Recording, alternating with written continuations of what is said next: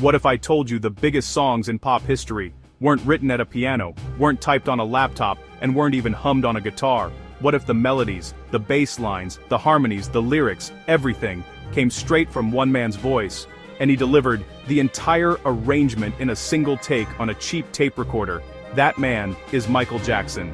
And today, on Top Quotes by Top Guns, we're going deep. Some of the most powerful, rare, and jaw-dropping quotes from Michael himself, and the legends who watched him create. Quincy Jones, Teddy Riley, Bruce Sweetin, Rodney Jerkins, the top guns who were in the room. Because here's the truth they all agree on. Michael Jackson was the sole writer of his songs.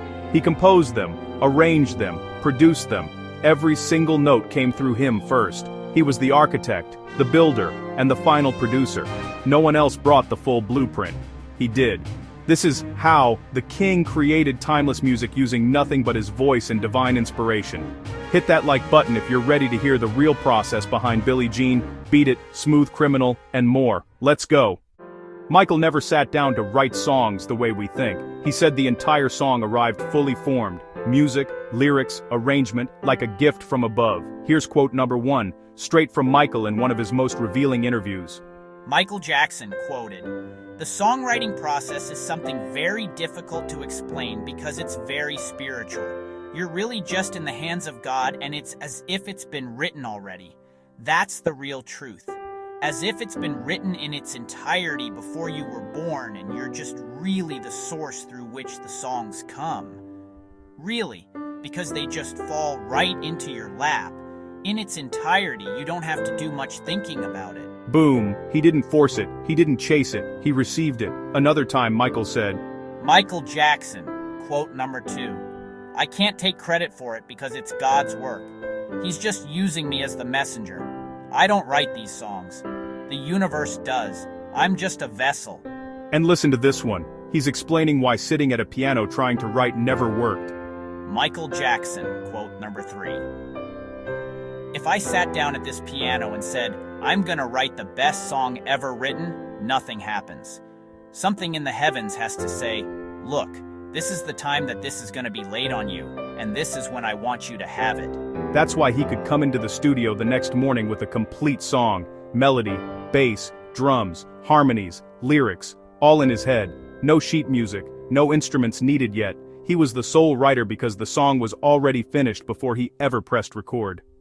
This is how every major hit he wrote happened. He didn't produce other people's ideas. He delivered his own fully formed masterpieces. Here's where it gets insane. Michael didn't need a band. His voice was the band. Top Gun Teddy Riley, the producer of Dangerous and Remember the Time, watched it happen live. Quote number 4. Shopping none. The process of writing with Michael was being at an upright piano in his room. No beatbox, no drums, he was the beatbox. That's how we came up with In the Closet. We made it up right there at the piano. Teddy said Michael would sing the entire rhythm section. Kick, snare, hi-hat, bass line. Then layer the melody. Then sing every harmony part perfectly in tune. One morning he walked in with a brand new song he'd written overnight. They called a guitar player. And Michael sang every single note of every chord to him, note for note. That's soul composition. That's soul production from the first second. Bruce Sweetin, his longtime engineer, confirmed Michael would bring a rough vocal demo where he'd already done the bass, the chords, the stops, the fills, everything. Then the real musicians just followed his vocal map. He was the sole producer because he produced the blueprint with his voice before anyone else touched a fader. Quote number 5 from Michael himself on the process. "I do a raggedy, rough version just to hear the chorus. If it works for me that way when it's raggedy, then I'll know it will just work. The idea is to transcribe from what's in your mentality onto tape." Exactly.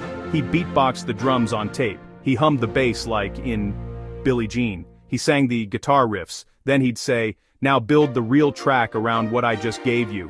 That's why he gets sole writer and sole visionary producer credit on so many tracks. The song started and ended with Michael. Now, the lyrics. People think he wrote words first. No, melody was king. Teddy Riley learned this directly from Michael. Quote, Mar 6. "Melody is king. Do not write your lyrics first. Write your melody and get everything out of that melody to make it do what you want it to do. Michael said the same thing. Once the melody hooked him, even if it was just hoo-hoo nonsense syllables, the lyrics poured in to match the emotion. He drew from real life, news, pain, love, the world, but the words served the melody. Quote number 7 from Michael on Billie Jean. The bass line and melody for Billie Jean came from above.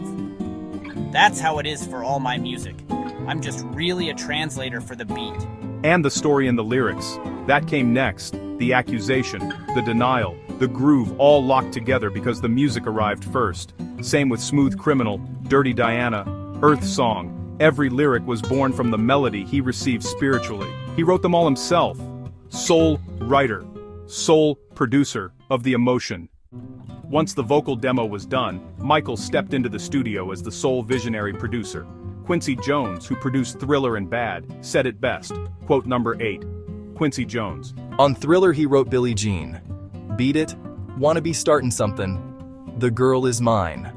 The songs are the power.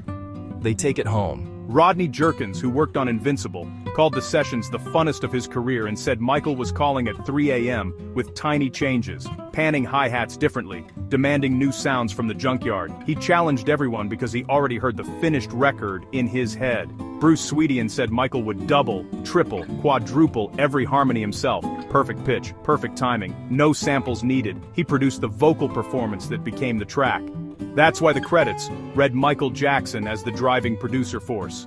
Quote number 9 from Michael on the Grind. Michael Jackson. A lot of people are just used to seeing the outcome of the work. They never see the hard work you go through to produce the outcome. It's a jubilation, a celebration. He lived in the studio until it was perfect, because every song was his from start to finish. Section 5, Iconic Examples, The Proof. Let's land the plane with proof. Billie Jean, sole writer, bass line from heaven. Beat It, he directed the entire riff concept. Bad, title track, full arrangement in his voice first. Smooth Criminal, rhythm and story, all him. Earth Song, environmental anthem, written and produced from the soul. In the Closet, made up on piano with Teddy, Michael as the beatbox. Every one of these, Michael Jackson, sole writer, sole visionary producer. The hits that change music forever. Outro and CTA, so next time you hear a Michael Jackson classic, remember, it wasn't a committee, it was one man, one voice, one divine download, composing, writing lyrics, arranging, and producing it all himself. He was the sole producer of his songs. All of the songs he gave us were written by him first. That's the genius, that's the king. Drop your favorite MJ quote or song in the comments. Which one blew your mind today? Smash like if this 40-minute deep dive hit different. Subscribe and ring the bell. Every week, we bring you top quotes from the top guns who changed the game. Thank you for watching. Stay inspired. We'll see you in the next one. Peace. And remember, the music is already written. You just have to receive it. Carpe diem.